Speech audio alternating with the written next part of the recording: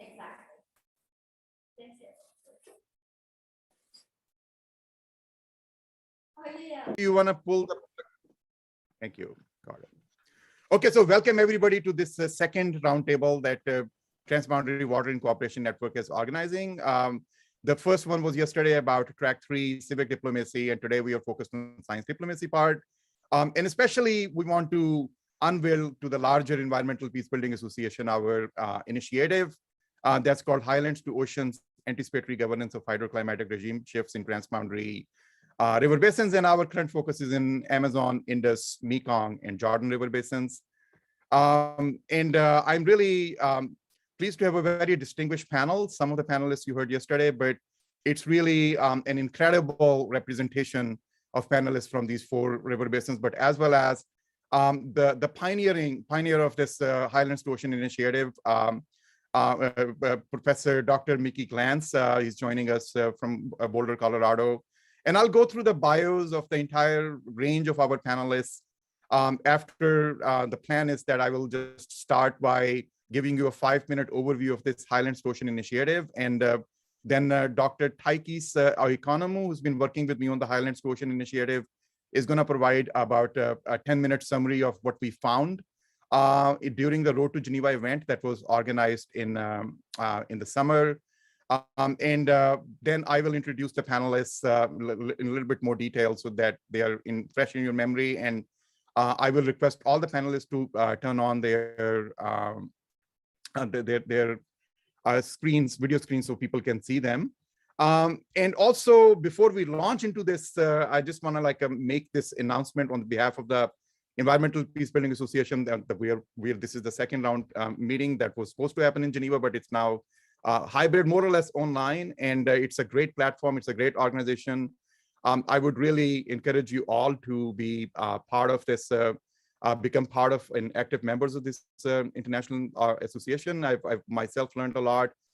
Very recently, I was elected its director Asia Pacific in the board of directors for this association, and my tenure just started on this. And I'm really have a really incredible network of people, and it's very well aligned with what we are trying to do here as part of the Transboundary Water and Cooperation Network. I also want to, in the chat, there is the conference has a very strong policy about mutual respect and collaboration. And one of the requirements is about if you experience any discrimination, harassment, or retaliation policy, there's a link, and they're very active about please email the people that are responsible to them if you experience any of these kind of events. So with that, I'm going to launch right into the Highlands to Oceans discussion with some overview of these events. So Highlands to Ocean is I would say it's not a new concept, as Mickey would say probably more about it.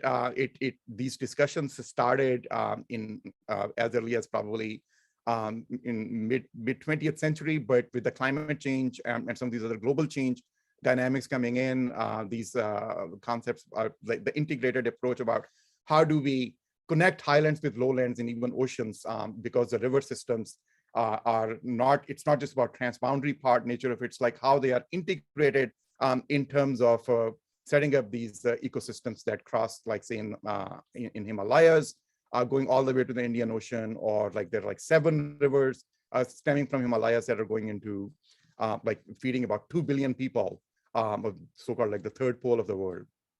So this discussion, this project has been one of the major initiatives that we are undertaking as part of our Transboundary Water Initiative to enable science diplomacy in the global hotspots of the world. So most recently in the 2021, the World Met Organization just recently released this report that basically identifies, if you look on the South America, this is how hotspots are in the red circles.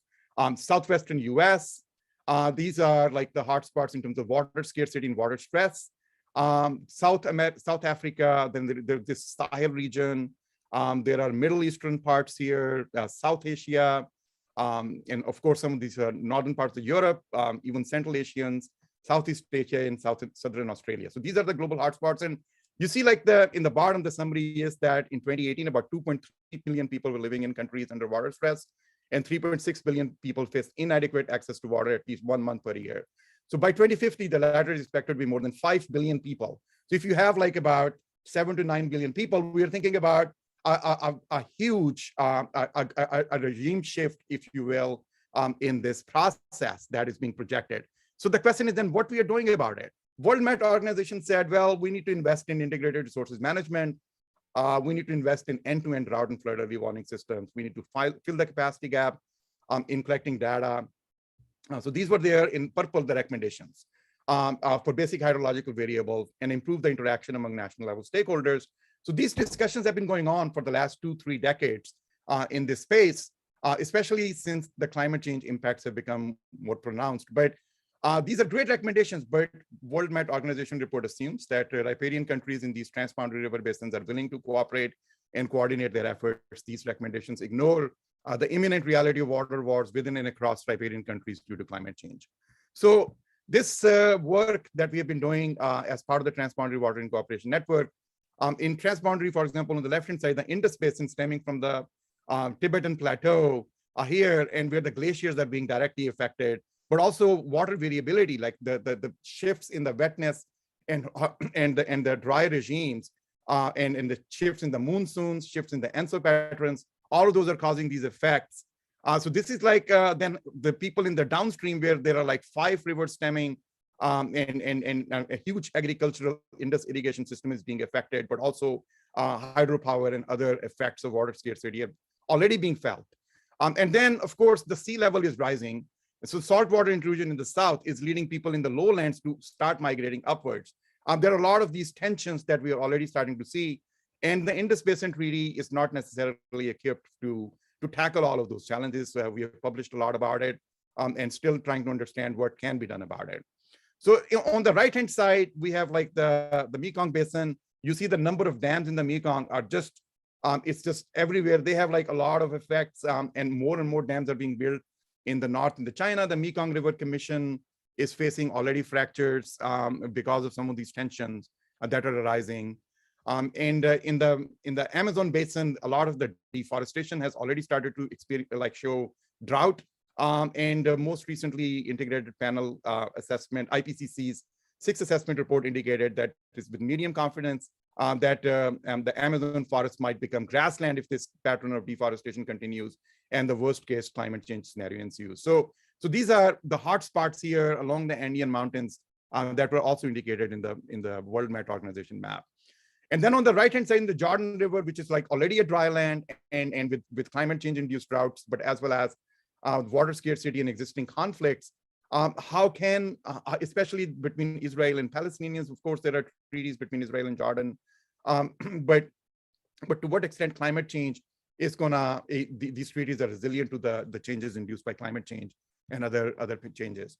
So we've been working in this project on understanding these, the regime shifts that might happen from the climate change or ENSO, like La Nina, El Nino patterns on the glaciers of these highlands of these river systems, and how they would induce shifts in the hydroclimatic regimes, like whether they would become more wet, more they stay normal or dry. So these are the hydroclimatic regimes which kind of like determine whether you get floods or droughts in the end, depending on how you manage the land, who the people who are using the water. So those could be the hydropower, irrigation, fishing, drinking, recreation, cultural, but it's also non-provisioning ecosystem services like watershed regulation, a regional climate that might emerge in, for example, in places like the lungs of our planet in Amazon system. So then how are these gonna induce shifts in like whether the people, farmers, energy producers, and households can meet their demand? What would be the impacts on the socioeconomic stability? And what can be done from the anticipatory governance of these? Like if the governments, if the people anticipate this risk, what can be done? And that's an effort that we're trying to make as part of this project, is to pull together anticipatory governance, both not only at the transboundary governance level, like whether there is a cooperation or stalemate or conflict exists, but among the riparian countries, but also within the national countries, and understand like what we can do anticipating that risk in terms of anticipatory water governance at the riparian basin scale, as well as at the national scale. So the questions that we're looking in, like how do shifts in global climate change, ENSO and governance policy regimes affect the dynamics of water availability in highlands and the distribution of both provisioning and non-provisioning ecosystem services. We're also interested in looking at which transboundary governance regimes and national, subnational water policies secure equitable distribution of water for both provisioning and non-provisioning ecosystem services under these different regimes. And can integrative modeling of these multi-scalar cascading regime shifts in transboundary river basins spanning highlands to oceans provide foresight? So that's where the anticipatory governance and foresight comes about designing cooperative and anticipatory solutions to these complex watershed management problems. So this project is being funded through like I'm as a Fulbright Global Scholar right now. I've started working with. I was recently in Ecuador and in Amazon system. Going to Israel and Jordan later this in the spring, and in Indo-Pacific next year. But we've been doing a lot of variety of projects. For example, in the Mekong River, one of our team members from NASA have already built integrated version of this model. We have built this integrated model for Transboundary Lake Champlain Basin here under an NSF project, and we have started developing these integrated models that are coupled climate models, glacial models, hydrological models, and water budget models, and linking them with the social models that include the policies at the transboundary and the national level, and how the land use, land cover change is happening as a result of these very complex set of feedbacks. So what we call is this is like the Highlands-to-Ocean integrated regime shift assessment model that will be used by both transboundary, riparian, as well as national and subnational and community members as a way to understand the risk and anticipate and do something about it. So in that context, the Transboundary Watering Cooperation Network has been focused on this background research and more community-based action and public diplomacy and science diplomacy, and identifying the gaps in transboundary watershed monitoring, water security, early warning, early action system. That's been our priority. That includes flood, drought, famine, water quality, and conflict early warnings, promoting scientist to scientist and community-to-community cooperation within and across transboundary river basins. And we've been also focused on integrating indigenous knowledge and wisdom with scientific knowledge to secure clean water. So in the, I'm going to skip this. In the Road to Geneva event for this science diplomacy part, as I mentioned earlier on, we had discussed these three questions. And we kind of next, Dr. Taikis is going to present the summary of the discussions from those Road to Geneva event, and some of the panelists who are present here today were part of the Road to Geneva event as well. But the three questions that we discussed were, what are the gaps in transboundary watershed monitoring and water security, early warning, early action systems? And as I mentioned, these include flood, drought, famine, water quality, and conflict early warnings. And then how can scientist to scientist cooperation be promoted within and across transboundary river basins? That's the second question. And how can indigenous knowledge and wisdom be integrated with scientific knowledge to secure clean water? So these are the three questions that we're going to discuss today as well, after the summary of presented. So we have circulated these questions to the panelists, and we'll also post these questions in the chat. And we'll also like to have some time for the audience participation as well. So this is very interactive, very different set of panel compared to the standard panels that you would experience in this conference. So with that, I would request Dr. Taikis Taikis, are you there to present the summary from Road to Geneva event? And then I'll introduce the panelists. Thank you. Thank you, Asim. Good morning, everyone, at least with my time. So let me share my screen.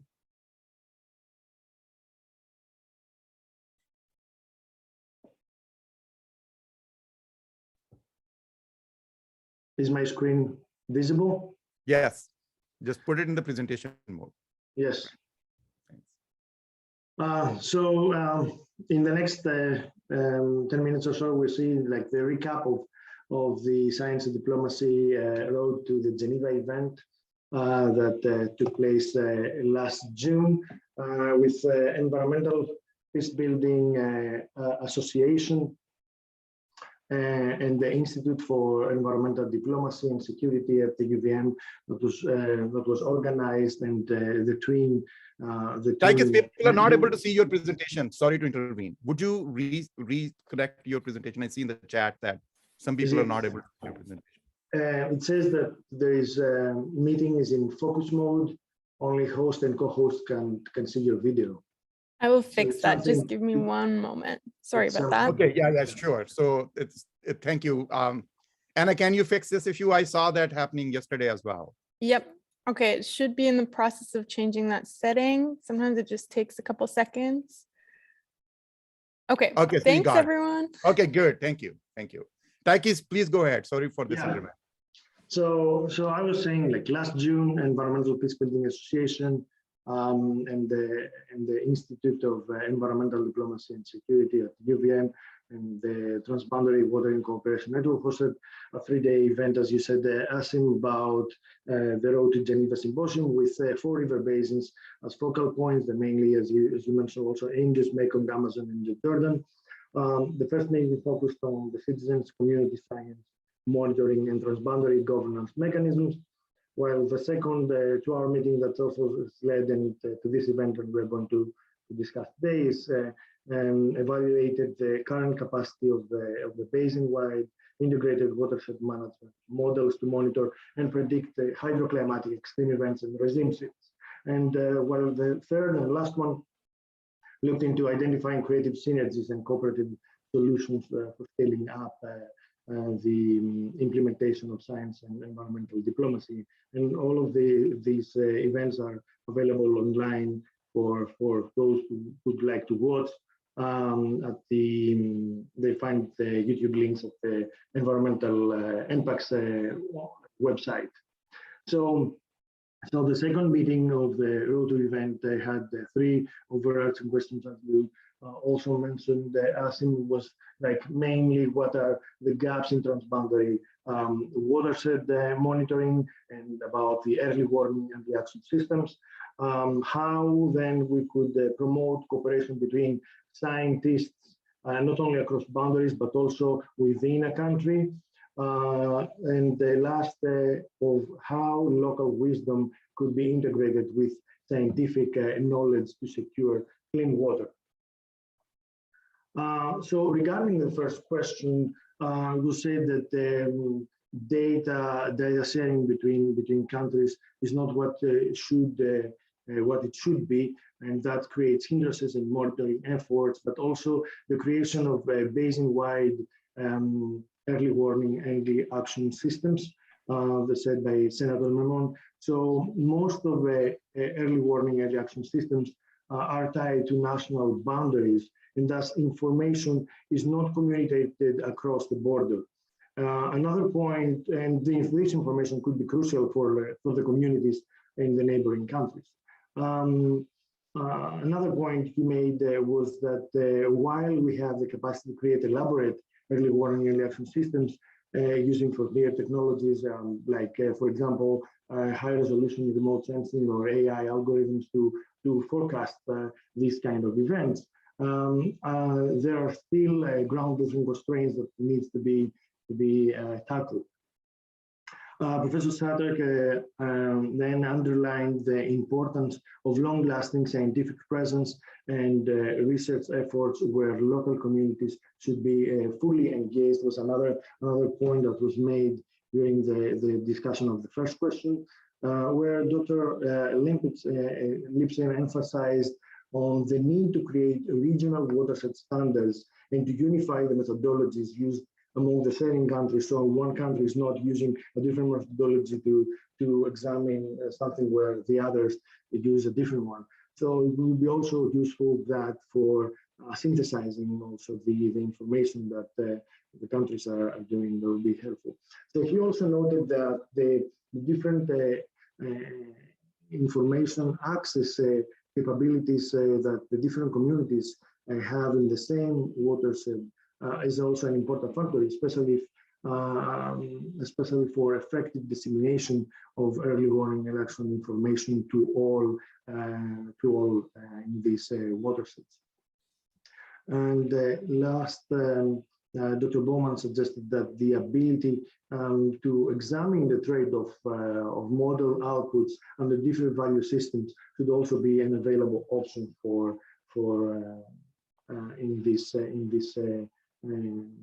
models. So moving on to the second question of the scientist, how to promote the scientist-to-scientist cooperation, it was underlined about having building teaching and training networks in these countries. So there will be an increased interaction between the scientists, but also basing forums and corridor science in conferences is also a very important aspect of having the scientists speaking with each other and promoting common research efforts.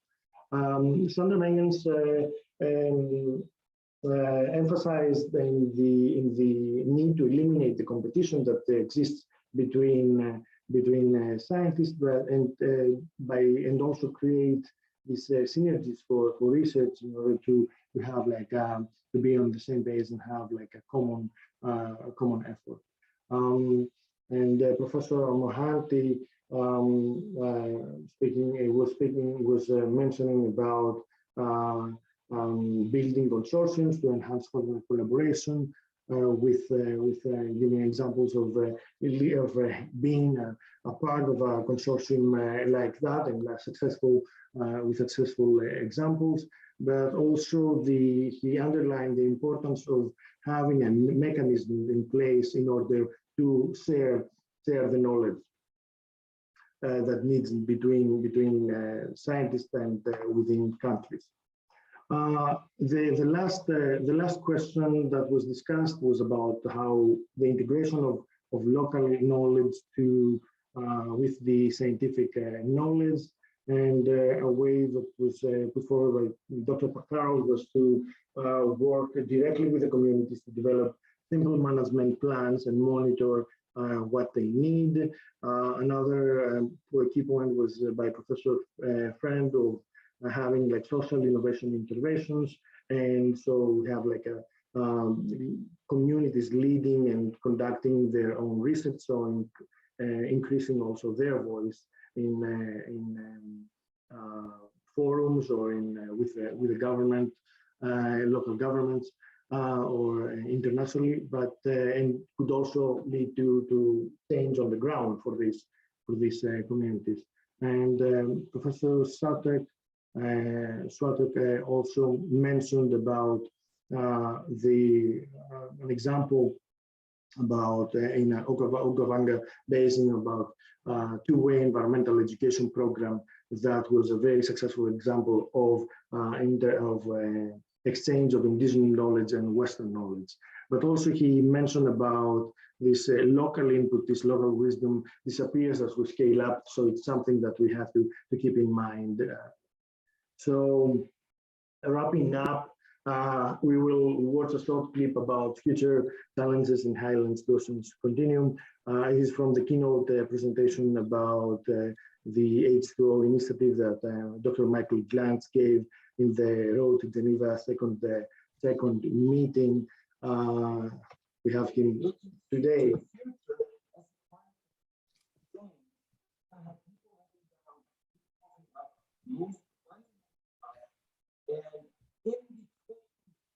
The volume is not clear. But they're going to conflict. And I think we can avoid those conflicts now by playing the scenarios of what is actually starting to happen slowly and incrementally.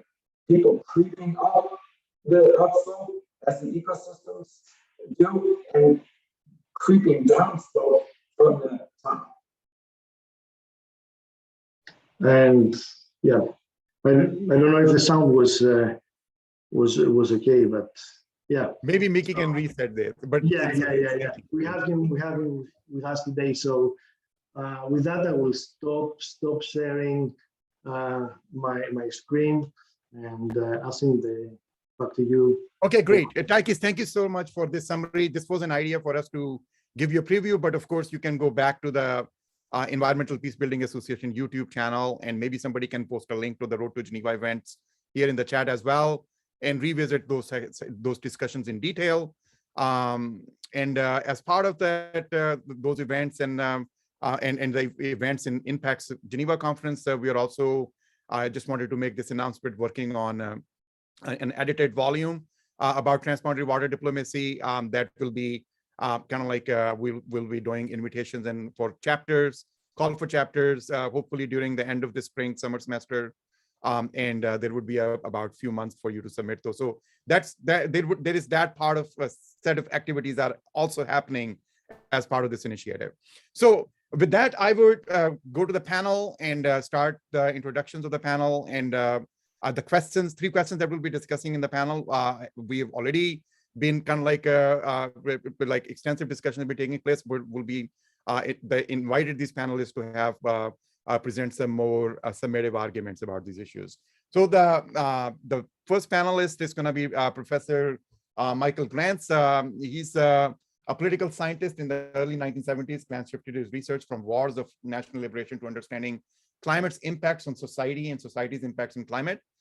So while at the National Center for Atmospheric Research, he headed the Environmental and Societal Impacts Group. He was its only senior social scientist in its 50-year history. In 2008, he then moved to the University of Colorado as director of the Consortium for Capacity Building. During his 50 years studying climate-related issues, he has had the opportunity to lecture at several universities and UN agencies, as well as a conference participant to scores of international and national conferences concerned with climate, water, and weather issues. He has written and edited a total of 30 plus published books, and many articles are on the linkages between climate, water, weather, and society. He has organized numerous international workshops on climate, water, and weather issues, including various creeping environmental problems in Central Asia, East and Southeast, Sub-Saharan Africa, and South America. He's written extensively about desertification, fisheries, El Nino, La Nina, droughts and floods, early warning systems, and disaster risk reduction. And it goes on and on. I just wanted to kind of like present this in detail. It's a great pleasure to have Mickey, and he had to wake up at 4 a.m. to join us from Boulder, Colorado. So Mickey, really appreciate this. It's a great pleasure to have it here. So, and then from the Jordan River, we have Clive Lipton. Dr. Clive Lipton was also in our panel yesterday. Great, Clive, thank you so much for joining from Israel.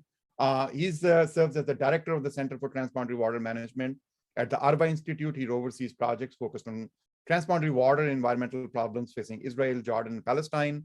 And his specialty is in water resources management and policy. Clive, please turn on your screen when I'm introducing so that people can see you. Thank you. Clive has conducted research for a number of international agencies such as the World Bank, UNDP, and USAID, and has been involved most recently with the European Union's Water Initiative. And he's actually also host of my Fulbright trip. So I'll be visiting with him for a couple of months starting in the middle of March. Suleiman, I am not sure, is Suleiman around? He was with us yesterday. Okay, so then moving on to the Amazon Basin, we have 2 representatives, Professor Maria del Pilar Conejo Rodriguez, who just hosted me actually in Ecuador. And she's the professor at Espol Polytechnics University, where she's the director of the Pacific International Center for Disaster Risk Reduction. I also want to mention that Pilar has also served as National Secretary of Disaster Risk Agency Ministry for 6 years in Ecuador. She's been teaching aquaculture for over 34 years and worked with climate impacts upon socioeconomic sectors in the humid tropics of Americas, integrated water management, environmental sustainability, and disaster risk reduction. I'm also pleased to have Sandra Megans, who's a PhD candidate at Wageningen University, and has been working with Pilar and others over 20 years experience of water and social ecological systems. She's interested in the connection between science and policy, especially in relation to the challenges of water scarcity and drought, dealing with complexities and uncertainties of common water governance. And just to clarify, I think Pilar and Sandra made a deal. So Pilar was answering questions in yesterday's roundtable, and Sandra are going to be on the hook today. Then we have Mekong, from Mekong. I'm really pleased to announce Tirapong Pumun. He was also with us yesterday. And Tirapong, thank you so much for joining all the way from Thailand. He's director of Mekong Community Institute and Living River Association, an environmental NGO based in Chiang Mai, Thailand. Is over 30 years of experience in environmental conservation. His work deals with supporting local communities' rights to their water resources and promoting local knowledge-based sustainable water resource management. I'm also pleased to announce the presence of Julie Clausen. Julie, would you please turn on your, okay, there we go. Thank you. She's one of the founding partners of the Fisheries Conservation Foundation, exploring new methods for fisheries outreach and education and ways to engage with the natural resource constituents. Now she serves as Director of Operations, where she's been worked on projects both in the US and abroad in the Bahamas, Canada, Bhutan, and Mexico, making strides to further fisheries conservation efforts. Julie, thank you so much for joining in our panel today. I don't see Chen Ye from China. I think maybe he's busy watching Winter Olympics. He's not able to join us, but Chen Ye, I was hoping to be on this panel because China is like really upper riparian partner in both Indus and Mekong. So having Chinese perspective is critical. But I know Mickey has also worked a lot in China, so maybe he can cover that perspective. Focusing on the Indus River Basin, I'm really pleased to announce Professor Ashutosh Mohanty from India. Ashutosh, I think you are there, so yes. He is an international researcher, professor, mentor, and practitioner, and have 19 years of academic and professional experience in more than 15 countries. He's serving as Dean and Professor of Research and International Cooperation of the Center of Excellence in Disaster Management and Environment at Madhyanchal Professional University. Thank you so much, Ashutosh. Great to have you here. And then we have Saeed Khan. He's been working with me on a Green Climate Fund project, looking at like using Sentinel data to measure the glacial change and glacial lake outburst flooding vulnerabilities in the upper Indus Basin. Saeed is a PhD student of geomorphology at the University of Beirut. His research interest lies in exploring climate change and human migration nexus in the mountain communities of the Eastern Hindu Kush region and how it is linked to climate change in the wider socioeconomic and political context of the northern Pakistan. From the Twin Secretariat, I'm pleased to announce Susan Sagarbedi. She was also chairing and moderating the session yesterday. She's the director of the Center for Advancement of Public Action at Bennington College, as well as a co-founder of Twin, and she's been engaging with these questions with us, and we've been puzzling over it for a long time now. So it's really exciting to have the panel here discuss it, but they might have some insights as well.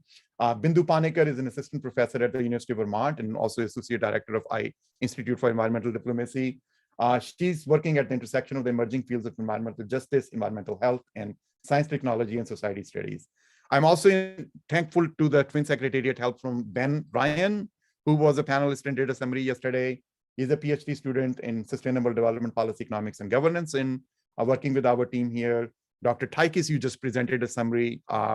He's a postdoctoral associate working here, as well as his current research focuses on basin resilience to extreme events. He's been also working with me on Highlands-to-Oceans integrated model development.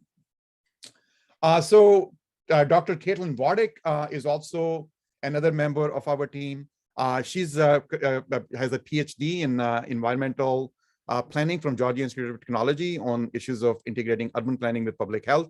And she's currently also appointed as Twin Research Fellow at the Bennington College and working with Susan and our team to have day-to-day operational strategic guidance for the Twin program.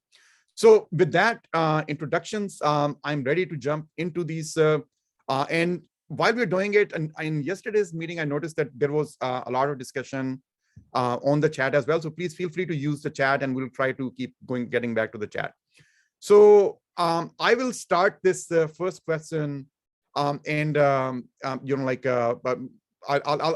start with the Clive, you wanna start with the Jordan River Basin? So the three questions that we have posed, the first question is about what are the gaps in transboundary watershed monitoring and water security, early warning, early action systems, flood, drought, famine, water quality. So just in the order, like Clive, we'll start with the Jordan River, then we'll go to the Amazon, Mekong, and Indus, and then I'll have Mickey provide an overview on this first part. Okay, so Clive, please go ahead. Thank you, Asim, and great to be speaking again at the conference in our second session today. So in terms of question one, what are the gaps in transboundary watershed monitoring? In terms of the watershed that I work in, the Jordan River Basin, firstly, for those unfamiliar, the Jordan River system is the most important source of fresh surface water for Israel, Palestine, and Jordan, but it also includes the upstream nations of Syria and Lebanon. It's one of the most contentious water basins in the world due to the Israeli-Palestinian and Israeli-Arab conflict. And what this means from a transboundary water management perspective is that there is real difficulties in putting together an overall comprehensive watershed approach to managing the system. The system is under heavy hydrological stress due to drought and climate change, but also due to over extraction of the system, and it's because of that it's highly ecologically degraded. So, for example, there is hardly any water flowing in the Jordan River system, the Jordan River itself, connecting the Sea of Galilee to the Dead Sea. And this is causing major ecological and also economic problems with respect to a declining Dead Sea basin. But to get to the heart of the question, the gaps in monitoring the system is firstly at the political level, right? So at the track one, government to government level, there is an agreement, a peace treaty between Israel and Jordan, a bilateral agreement, which does include a lot of issues with respect to water allocations between the countries with respect to the Jordan system. There are agreements with the Palestinians, but because there is no treaty there, these are agreements that are not anchored in a broader government-to-government situation, and therefore means the agreement is oftentimes not implemented due to disagreements and misunderstandings between the parties. And of course, there are no track one relations with Israel and Syria and Lebanon. So politically, this creates a real challenge in developing a comprehensive approach to managing the system. And so lots of gaps occur. For example, how do we assess what should be considered to be the base flow for ecological functioning of the Jordan River system? So, for example, environmental flows is an issue that is critical for the ecological health of the system, but it's something that requires cooperation amongst all the parties to figure out how much water should be in the river, and of course, where is that water going to come from? The system, as I briefly said, is already heavily over-extracted, and the only way fresh water can be brought back into the system is if there are agreements amongst the parties to make that happen. But that is unlikely to happen because of the issue of growing populations and water scarcity. And so the question in the basin specifically is, if we're thinking about the best way to monitor the system and to develop things like early warning security, action systems and so on, fresh water is unlikely to be brought back to the system. And so there is an interesting aspect to thinking about non-conventional water resources into the basin. And this is most likely going to come from treated wastewater. And there has been a lot of work done around the world on using treated wastewater as an environmental flow. There's many examples. And so one aspect that I'm working on is, how do you think about alternative sources of water for ecological rehabilitation, which is not going to be fresh water. One of the most contentious gaps in monitoring is actually between the Israelis and the Palestinians on the issue of flow. Why is this important? Because if you are able to determine how much water is being discharged into the system, you can also figure out how much water is being used. And this then would lead to firstly figuring out what the allocations are between the parties, but also developing an economic model of who's paying for the water. Because there are huge disagreements on water rights and sovereignty between Israelis and Palestinians, the issue of flow, actually putting in flow monitors, is hugely problematic, because neither party actually wants to do an accurate assessment of the flow, because that will open up huge issues in terms of allocations and sovereignty and rights and all the other very problematic issues, because we don't have an overarching treaty within which these issues are agreed upon. So flow monitoring, which is essential, is not happening. There's a lot of resistance to actually putting flow meters in, even though it's clear that this should take place. And the other gap is on the water quality side, in terms of understanding, for example, sewage discharges due to lack of sewage treatment. This is, again, a big problem in the West Bank. Again, there is very little joint efforts to put these kinds of monitoring systems in. Even though there are mechanisms to do it, it's not happening, mostly because of political disagreements.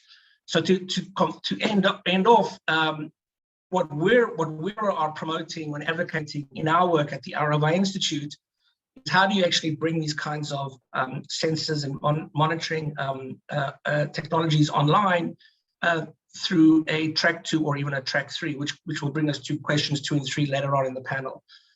So we are looking to see how we can work below the political radar, so to speak, to gather this data and to put it into the hands of the people that need it most. So I think I'll stop at that point and can elaborate on some of those other points when we get to question 2 and question 3. Yeah, that's great. Really comprehensive treatment of this. And thank you so much for bringing out all these details, because that really sets us to hear, from the Amazon system. So I think, Sandra, you want to take it, and then Pilar, you can add in if you feel like you want to supplement Sandra's response. So Sandra, please, floor is yours. Okay, thank you. And always I'm happy to hear from Cliff's experience in the Jordan. We are not in the same position to have this high rate of experience with monitoring. And I'm also not an Amazon expert, because the Amazon, I just recently read from some other scholars that it's impossible to really research all the region. So I think I'm going to start from that point. The relation of the Amazon people with the rivers is different than seen in other share basins in South America. And the main issue is because we are sharing borders with so many countries, with so many different legislations and sovereignty, and with so different capacities also. So even if we agree that early warning system helps to reduce economic loss and mitigate the numbers of injury as death from a disaster, early warning information empowers people to act, but it's not the same sharing in every country that belongs to the Amazon. So this is one of the main points that we have to take in consideration when we are talking about gaps. Something that brings to my memories with our conference and exchange information is the transboundary countries in the Amazons, and also different in sharing information. That is also due to political reasons, and most of the time is due to security reasons. So what this means that we have to put in consideration that even if the early warning system is placed in some of the country with high technology or more information than the others, it has to be some limitations at the moment to share the information with other countries as well. So the first point is where the gaps in early warning system is because it's related with the national objective, or what is the legal commitment that the countries can have to share this information. So the lack of sufficient funding is also a main issue, because not all the countries, in the case of Ecuador, is having the supporting to develop high quality collecting data in the region, so we cannot produce the models that we need, even to share these outcomes with the neighbors country. So maybe this is one of the starting point for the gaps, that why early warning system is related from to whom, with whom, and what is the real objective and the real needs of this early warning system in such a very complex area. Thank you, Sandra. Pilar, you want to add anything before we move on to the Mekong Basin?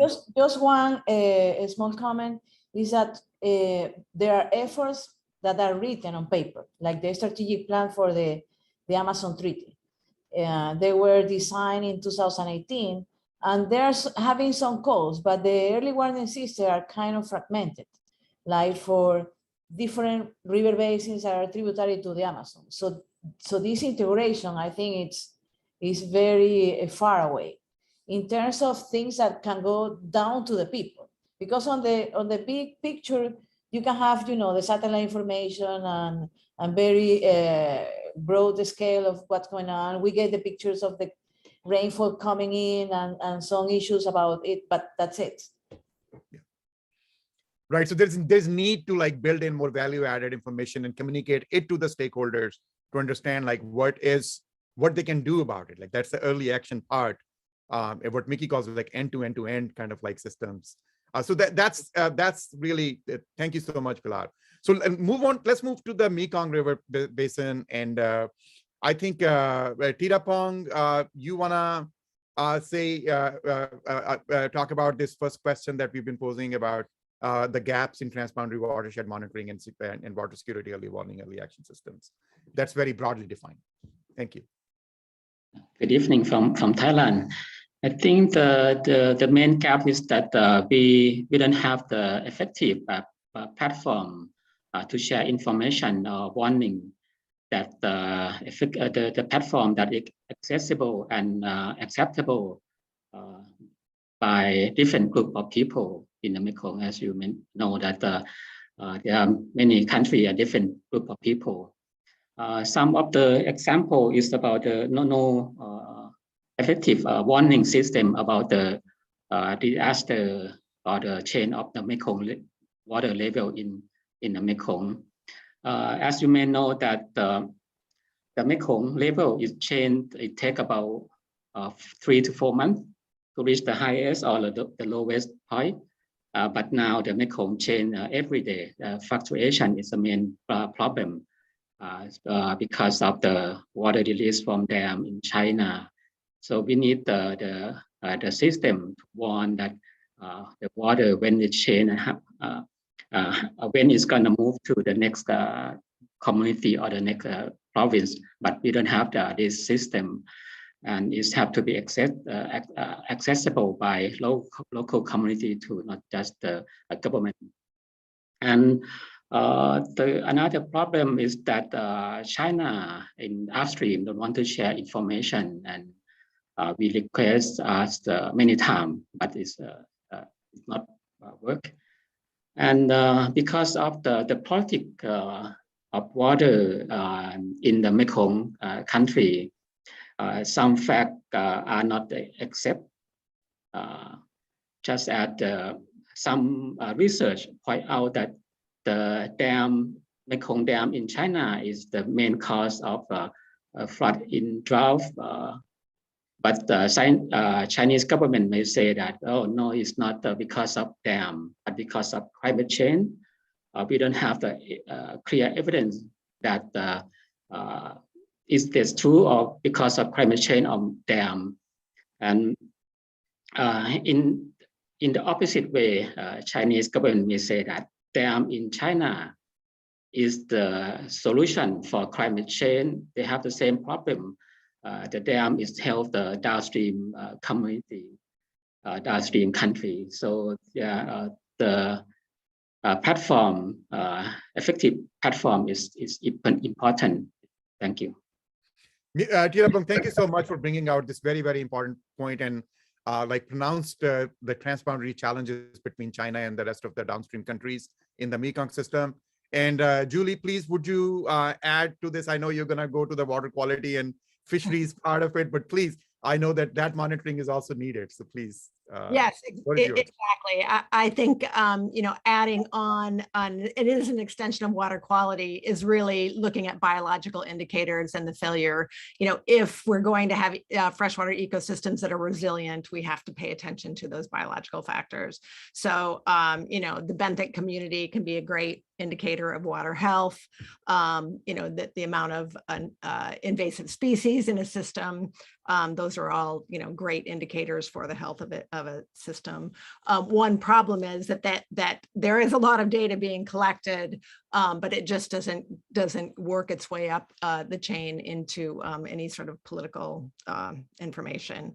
And I will say that another indicator is just looking at, the socio-economic situation of migration. So once the fisheries begin to fail and fishers can't make a living anymore, they begin to migrate out of the system. And, that's another indicator that things are failing on the biological level. And just a note about standardization of data. one of the huge issues with fisheries or biological data is just the lack of on the ground community data, how much reliance there is on fisheries. And so this standardization is really important. I was involved with the International Finance Corporation project in Nepal in trying to get a handle on just basic standardization of data, and this this will help move that issue. Okay, that's it. That's great. Thank you so much. I mean, this is very, very important, like water quality and standardization. I mean, I think Clive has also brought this issue multiple times. You've been like engaged in some kind of like a river basin scale kind of like standardization, because we can't have, it's very difficult to have global standards. We need to have like some kind of like context specific, basin wide, river scale, context specific kind of like parameters. So that's really great point. Okay, so let's move to the Indus Basin, and Ashutosh, floor is yours. Okay, good afternoon, everybody. I saw that there are a lot of issues and challenges they have mentioned. But yesterday I also spoke on this basis of this various issues in the Indus Basin, because we have been working last 15 years on the. So in my point of view, there is gaps like information sharing there because of the inflow water that from the Tibetan that starting point from the Indus Basin, from to India, then to Pakistan, the information of the database that is not shared properly, and it is one of the reasons. Another thing is water governance, that is also lacking. That is the another perspective we can see in the future research, how that could be shared, the how the water could be shared. There is a lot of things we are doing, like we are doing sort of a lot of modeling actually in the whole river basin, that Indian part, even starting from the Chinese to India, then India to Pakistan to then Afghanistan. So all the way we have to have seen what are the major thrusts, because all our livelihood, agriculture, everything depended on the water. So that water that inflow from all the waterways from the Indus, we have to have some kind of database and information that we have to have to monitor, and properly we can address like this. Say the information should be shared to the community level, even the country level, even the political. There is consciousness between among the countries, so that it will be properly addressed. So that is the one various gaps I can see, because other things already Clive has informed. Equally, we can also similar way we can thought about the water regime of this whole on the transboundary from the Indus Basin perspective. So it is in my perspective, the 2-3 gaps are water governance. Then second is the data sharing between the country in the all riparian India, Pakistan, and Afghanistan. So that's my perspective on that. Thank you very much, Ashutosh, for very concise response and building off of the discussion. So I think let's have Mickey. Kind of like Mickey has been working on all of these basins and many more over the last 5 decades. So Mickey, what I think you have like really also worked with World Met Organization and all of these, most recently El Niño Ready Nations, and I can imagine you have a very global perspective, but I'm very keen to hear your perspective, like overall. Yeah, well, okay. Yes, we all have done research in lots of ways and at lots of levels, from global to local. And I've got some kind of a bit broader observation and a new idea, actually, that came out of this just now. But we keep talking about monitoring. We don't have information. Governments don't like to share information. And, if you want it and you neglected that information in the past in your country and somebody wants it, now you don't want to give it. Before it was okay, now it's not okay. If somebody wants it, must have value. So that's a major stumbling block. And then they put it under the label of national security, when it isn't more than just politics. So I wanted to mention a few things. Okay, I'll try to keep it short, mention points, we can always talk about them. Decision-making under uncertainty, DMUU. Okay, that's what we fall back to. Oh, we have so many decisions, but we have no information. No, we have information. I refer to it as decision-making DMUF, decision-making under foreseeability. When a policymaker has to make a decision today, it doesn't have 100%. It has to use best judgment and all that stuff. So they make a decision. So I think foreseeability is like this foresight stuff and anticipatory. So I think we have to kind of accept that DMUU exists, and we're not going to crack that walnut very easily. Another is the idea for H2O originally started when I was working in mountain stuff in Central Asia. And I got the idea to kind of bring people together with the idea that climate change is going to warm at both ends of the basin, the coastal end and the higher altitudes. And what's going to happen is it's going to get warmer. People are going to start to shift downward to keep, for meadows and keep their livestock going and all that year round. People at the coast are going to move up because they need more water, they need more, and they have money. And the money is investment.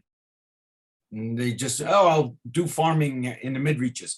The point was that I can see this invisible boundary somewhere in the middle reaches where these two forces are going to come together. And there's conflict there. In a couple decades, a decade, 3 decades, let's do what you're doing now with the twinning and get these groups talking about these issues and sorting it out. Okay, so you know that. The other is our decision-making processes can't keep up with the environmental changes, natural ones and the ones we're making. Every time we take a little more water out of the Colorado River system, someone downstream has trouble. So there is this creeping, I call them creeping environmental problems, which is hard to translate in some languages. But anyway, it's a slow onset, hardly noticeable. But at the end of the day, or the end of the century, or the end of the month, you see a difference. It's like almost every environmental problem that humans are involved in is a creeping problem. And bureaucracies can't keep pace. By the time they find it's crossed the threshold where it's a crisis, it's late. So you have to talk about it in advance. You know where you're going, you will get there. Okay, so do something now or wait for the next administration to take care of it. I could use the hour, but I won't. Here's the deal. One thing I noticed here is that that twinning needs a twin, or within the twins, there's another twin. And the twin is this. I came up with H2O. I got the idea from a river basin in New Jersey, a small one basin in one state. Relatively easy, but not so. I came up with, there's an O2H, actually, and there is a chemical thing, O2H. I looked it up. But what came to me reading all this stuff is that there's an ocean to highlands. When you talk highlands to oceans, the mountaintops are important, the glaciers are important, blah, blah, blah. When you go to the ocean to highlands, they have their own set of problems, their own perspectives, their own needs. So I think you need an O2H. And it's a subset, okay, that they overlap clearly, but that's another direction, which brings in the ocean. A long time ago, when I started working on El Nino in Peru, it said Peru was 3 parts. It was tropical, mountain, and coastal. Yet a third of their GDP was coming out of the ocean, the fisheries. It really should have been a 4th part. Anyway, so that's just some ramblings of, any one of us could ramble. We all have this information. Okay. Vicky, thank you. No, I mean, these are very insightful, and I would say like the emphasis on foresight and foreseeability, and also thinking about O2H. I think that's exactly the kind of discussion that we want to have. It's like the point of the discussion here is to have emergent discussion and not just have like something that's all structured and prepared. I mean, that's why we are together here, right? So thank you so much for bringing out these. I think it's time to move on to the next. Before we do, like I wanted to say that I forgot to introduce Stefan Gayan from Twin Secretariat. He's been also very busy in the chat. He's a PhD student who's also helping us along with Ben in organizing this event. So Stefan, you can, thank you so much for your efforts here. Okay, so let's, these points have been made.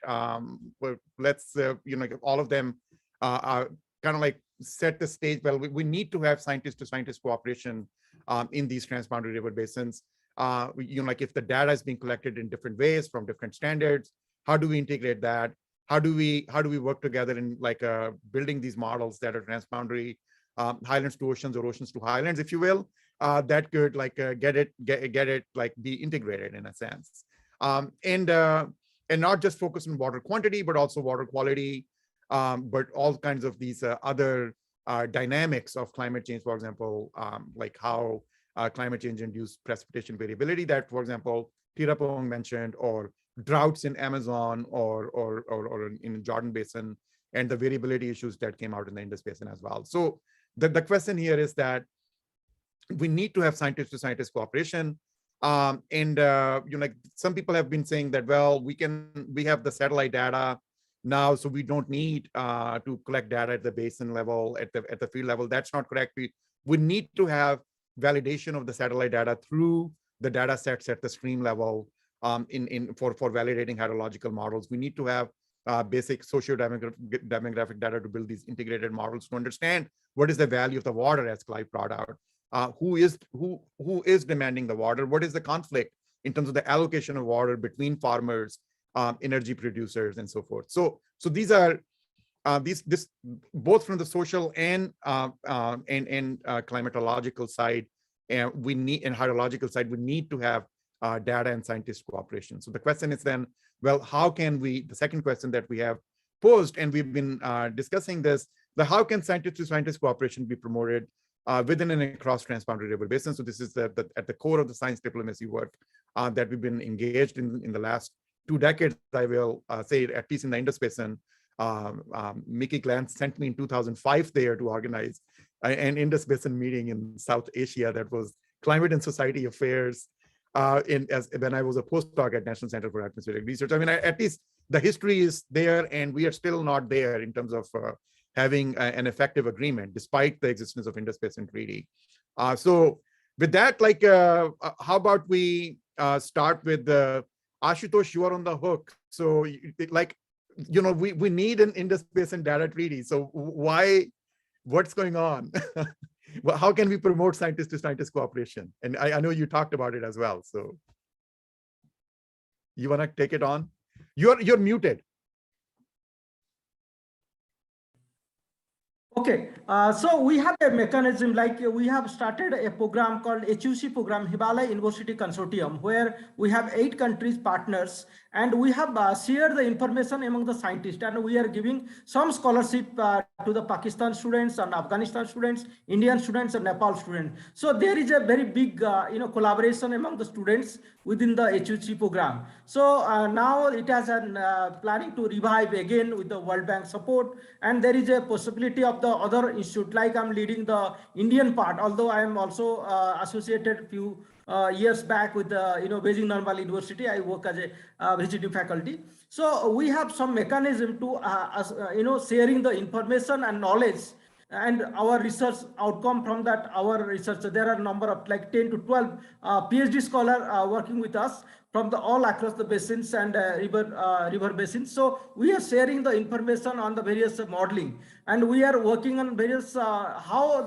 the future perspective on the clean water and safe water provision would be provided, because there are the population has been bigger challenges in this whole region because very densely populated. Another is our information that we have been sharing the all communities. That is not that sufficient. There are a lot of things we have to share among the all scientific communities, because if we see like how the inflow water coming, and then when there is some kind of flood, there is some kind of, because we see every year there is more than 4 to 5 gulf, and there is also possibility of the flash floods and many more events in the glacier challenges. So we have to have some mechanism to share our information, the academia, the researcher, so that our future could be more secured, and we can provide the clean and safe water for the future. So there is a very larger interest. We have to have a conscience among the countries, among the academia, for the researcher. So there is also, I find there is a lot of indigenous knowledge from all along the riparian countries, from Afghanistan. I saw there are a lot of things we can learn from from their own knowledge, how the watershed they're managing in the decades. They have no scientific knowledge, but now it is a integration of both scientific as well as indigenous knowledge. So it is more effective, and it is for all season they can use the water. So we have to have some kind of combination of all research that has been conducting, and our researchers are doing very well, because I saw there are a lot of researchers from Pakistan, from AIT, because I have working with AIT. So we have to have some mechanism to have sharing, database knowledge, even some research paper among the all European, scientists, so that the future we could have more, good research and our problem, water resource problem, could be resolved. That's okay. Ashutosh, thank you so much. I mean, one of the challenges that we have faced is, like, say, if you want to deploy water quality sensors, we need to have, of course, there are community science, citizen science programs, but governments also need to give the permits for like deploying those sensors. So of course, that data sharing of the existing data, that is great. But say if we want to collect as a research project our own like water quality sensors or train the citizen scientists, do you think like those barriers have been removed in countries like India? And I can imagine like in China, that's also a challenge, in Afghanistan too. So I mean, and Pakistan, I mean, you need to get the permits, right? So you know that British colonial history. Yeah. So is that something that they would be open to in terms of giving the permits? Of course, like there are still, stigmas, like we have, the government is not fully open for this perspective. Also, we are the scientific academia community from the river basins, like we are very near in Himalaya, like Hindu Kush Himalaya, Himachal Pradesh and Uttarakhand. So we see like if we, the scientific communities having some kind of, scope, because we have some scope to share the information, but there are a lot of challenges, in fact, I can say, to share without permission, and because there are a lot of GIS-based information that we could not share without government approval. And that we are working with our, young research scholars and scientists that among all countries, all India, Pakistan, and Afghanistan, right. Because 3 countries I worked. Yeah. Thank you so much. I mean, I just wanted to bring out that challenge that we faced in the actual work in the field. And so let's move to the Jordan system. Clive, you wanna, I mean, of course, you've been working with the sensor deployments as well, but I just want to hear your perspective. Like, what do you think about the data sharing between Jordanians, Israelis, but also Syria, Lebanon, and Palestine? Thanks, Asim. Yeah, so I think basically you made the point already that it's all good for scientists to want to work together, but they don't work in a vacuum, right? So there's a lot of scientific cooperation between Israelis and Palestinians and Jordanians. Actually, there's a USAID funding mechanism that we've actually benefited from, which is called the Middle East Regional Cooperation Program, which was actually set up specifically to promote scientific collaboration between Israel and her Arab neighbors. And we've been able to benefit from this program to do cross-border water management work. Part of that being, trying to put these kinds of sensors in place across the border so that we can get a more unified, more watershed-based assessment of both quantity and quality. There's also opportunity to do similar work through the European Union, for example, as well.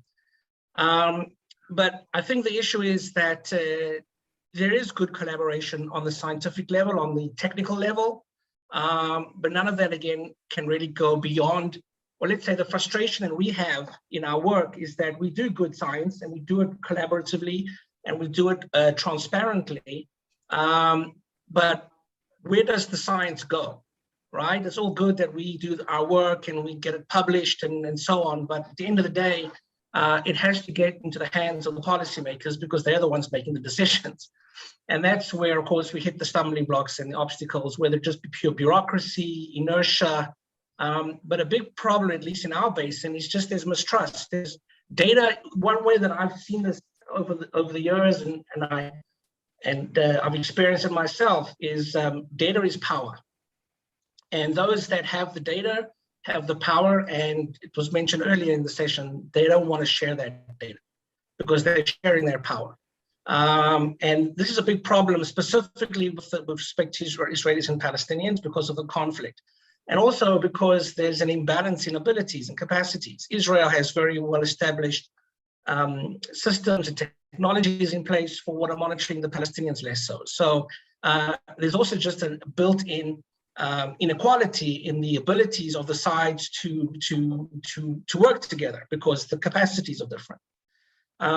So these are some of the obstacles, and one of the real tragedies of this lack of collaboration promoted at the political level is we come back to a very degraded system, because even though the scientists have the knowledge, that knowledge is not being effectively put into practice to improve the ecological functioning of the system. For example, one of the big problems we have is groundwater monitoring, not just surface water. Groundwater is probably more important for us as a source of water than fresh water. Everybody knows that the groundwater is being over-extracted. We have an increasing salinity because of that, but there's no system in place to manage appropriately pumping. So what this creates is, especially in the West Bank where there's real water scarcity, is unlicensed and unregulated pumping. And this means that the governments just don't know who's pumping and where it's being pumping and whether pumping is taking place. And at the end of the day, everybody is being impacted by this because there isn't an overarching system in place to do this kind of thing at a regional cooperative level. So I think that the issue is that at least in the Jordan River system, when we think about question 2, there is a lot of scientific collaboration. It's been going on for years, but it doesn't really get us very far when we are only operating at the scientific level. I think that's probably my main point. And for one final comment, work with Lebanon and Syria. So for example, under the USAID program, the Middle East Regional Cooperation, there isn't any barriers for Lebanese scientists and Syrian scientists to work with Israelis, but of course that can't happen because there isn't the ability for those scientists to work openly with their Israeli colleagues. So even though there is the opportunity to do it and there's funding that can be applied for, it's not going to happen until there is some kind of a political process to make that happen. So yeah, I think at the end of the day, however much we are able to work at a certain collegial, professional way, jointly, it doesn't really get us very far if we're not also able to break through some of the political deadlocks. Thank you. Thank you so much, Clive. I think like this builds off of what we were talking about in the Indus Basin, but like now let's move to the Mekong Basin, and just as Tirapong earlier on said, like they don't know when the Chinese are going to release the water from the dams from the highlands, and then the downstream countries cannot really use the information. They don't have the information, so they're like able to not predict the water flows in the southern rivers in Mekong Basin. And so my question to like Tirapong and Julie is about and the need for like biological water quality monitoring data, right? So these are big gaps that exist in the data sharing or data generation in the Mekong system. And on the one hand, like Mekong River Commission was kind of like touted in the water diplomacy world as an example of a successful example of like that was working. But more recently, there have been some fractures, and some of those pertain to this data sharing between Chinese and the lower riparians in the Mekong system. So having set this context, would you please elaborate? So Tirapong, you go first, and then Julie can come in.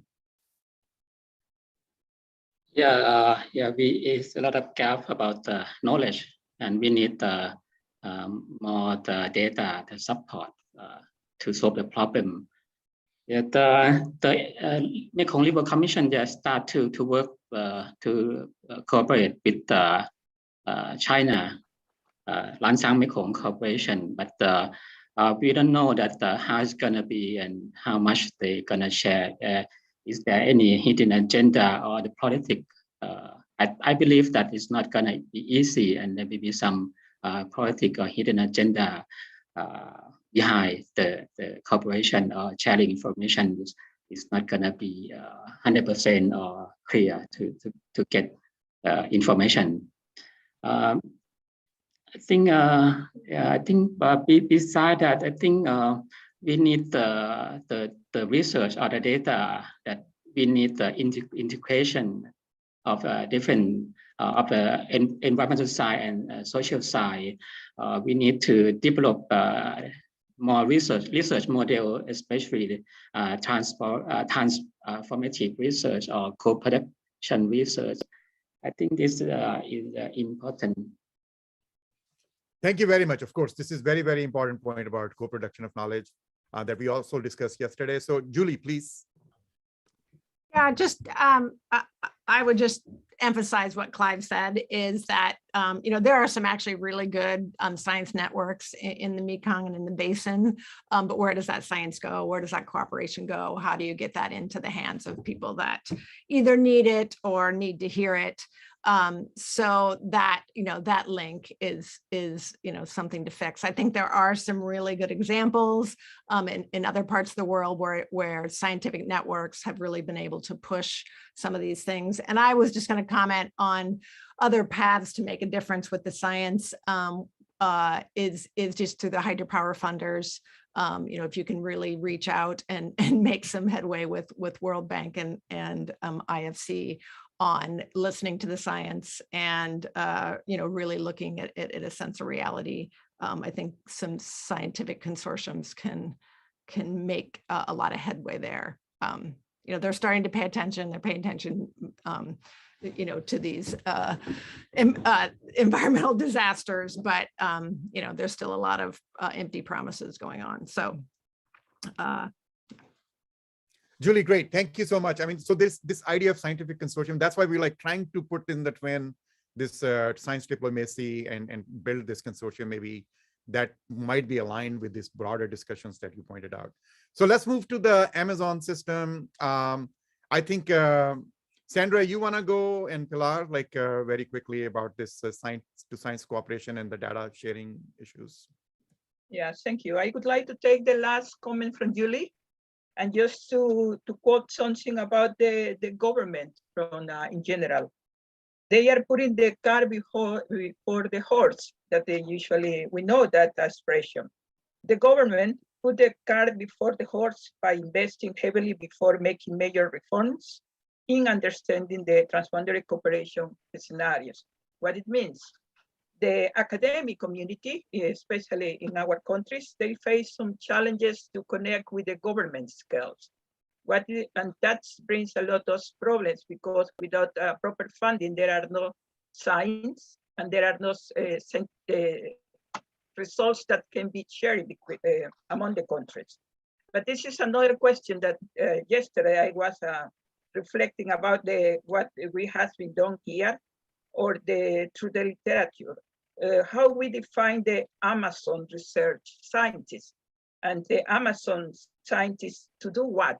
So in that order, I think what we are doing together or the cooperation between the university, the Wageningen or the SPOL, in this case, the Center for Disaster Risk Reduction, we dare to research in another domains than the traditional ones because we learn that some of the interesting research that we are doing in another part of the country, we can extrapolate and we can use it in order to find some of the questions and to provide some solution and suggestion to our governments.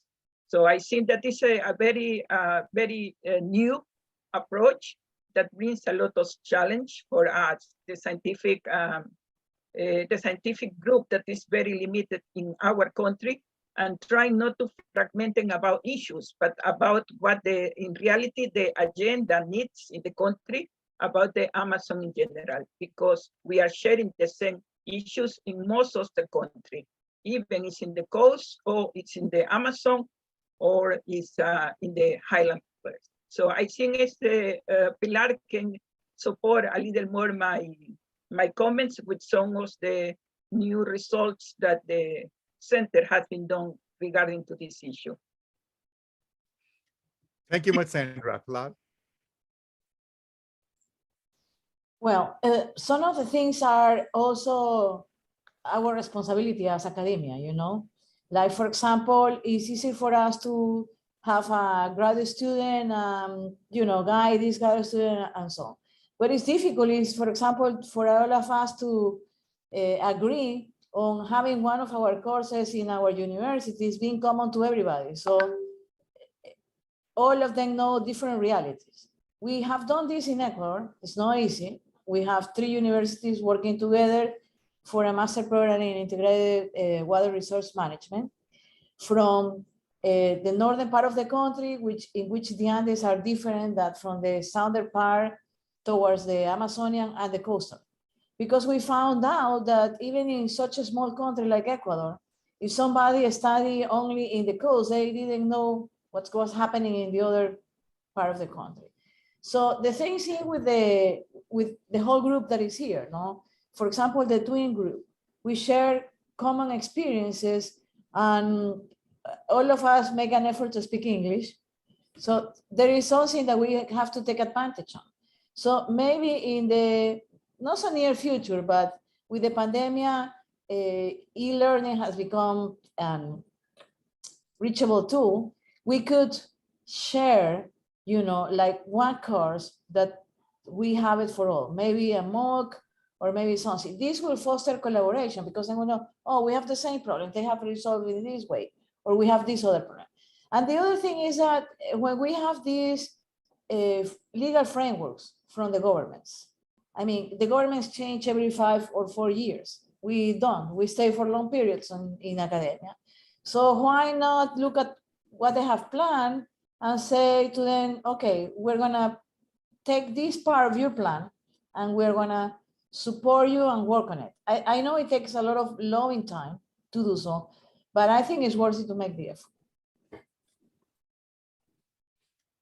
Pilar, this is great point, and we will definitely follow through about this. And we've been talking about these online trainings and course offerings and certificate programs and so forth. So we'll definitely, that's a great idea. We'll follow through on that. So Mickey, science to science cooperation. I mean, I was, like that's what I got my initial science diplomacy training from, with the work learning from you. But I'm just very curious to hear what you want to say about this. I remember those disaster diplomacy days, and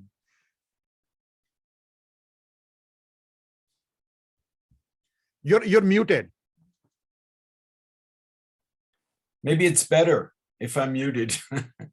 No, the science to science thing, I've worked with physical scientists. It's not an easy task. If you look at early warning systems, for example, which are important, I've been lately focusing on the gap between the physical science production of a forecast and the societal reception of the forecast, thanking the physical scientists for being so kind to give them some lead time.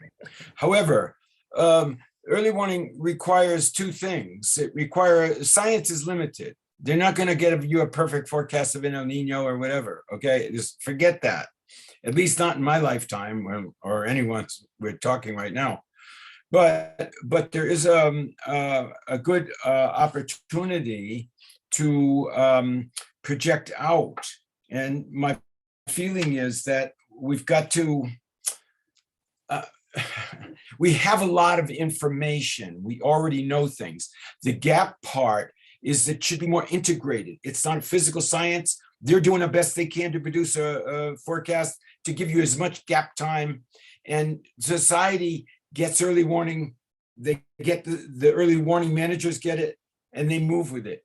But it's not, the gap is too big. The gap can be shortened from the societal end. If everyone talks about early warning system as a chain of links, monitoring, analysis, etc. So I have a feeling we have to work on that. And that involves multidisciplinary, which is still a kind of a punished word, which I happen to believe in, having been an engineer and now a social scientist.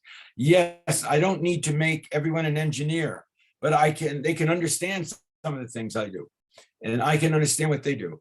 So multidisciplinary is really important, and that's just one more divisive thing that we have to cope with.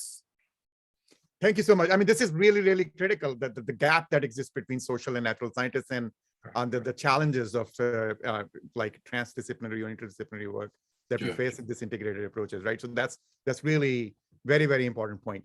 Just we have, I don't think we have time to go into the third question, but I saw that Larry Savatuk has posted some interesting comments about like the availability of satellite data and all these other data sets. And Larry, like, would you please say a little bit more about, because we've been like, for the early warning systems, we need validation data that for validation for social scientists and natural science data, hydrological data, but satellite data is available, but still it has some gaps in terms of its credibility. So would you say a little bit more about?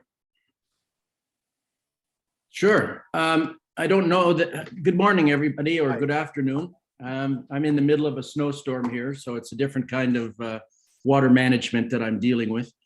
I'm just reflecting on something that Hoopsav and I highlighted now going back about a decade, where at the 50th anniversary of the IHE, he presented this paper showing, and where he made this bold declaration that given the innovations in Earth observations platforms that are out there, that all of this politicking would go out the window. That that the data was there. You couldn't hide how much water was in the dam because we could measure this now.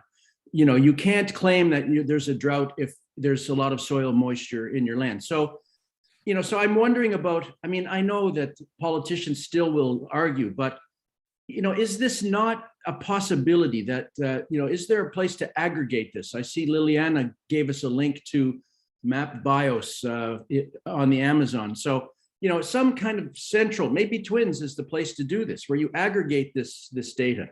When I worked in the Okavango, we were the Okavango Research Institute was the Okavango River Basin hub for data sharing and collection. And what we found was not even our own country, Botswana, would give us the data we had, right? So, and that's also going back a decade. So states, of course, are not going to share, but there must be, and I'm sure the people on this panel have examples of ways that they can speak directly to politicians with evidence that runs counter to their claims. And maybe we need a repository for such kinds of innovations. No, this is great point, and we've been like really excited by this opportunity of the Earth observation data sets, but at the same time, there are some gaps in terms of like the water quality monitoring at the local stream level and some of these, Larry, and we are very much trying to harness this the new satellite data revolution, right? So I mean, this really changes basically sets up new rules of game in the transboundary water management, and we certainly see that, but still we need to engage the local communities and engage have the data at the local scale, especially from the social perspective, to understand the vulnerabilities and all that. And biological indicators, for example, as what Julie was talking about, some of that data is also needed to even validate the satellite models.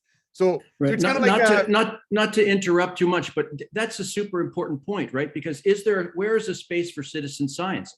In a lot of ungauged basins, this is where communities can become participants and made to feel owners and empowered in their own basins, isn't it?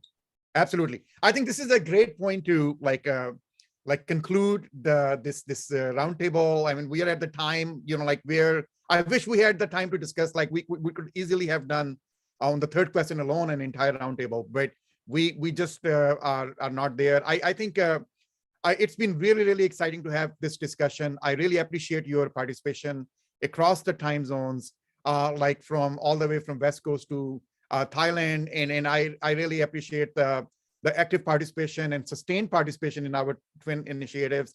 I just want to end on a positive note is that the editors of Spring Water Security Series and Sustainability SDG Series have approached me.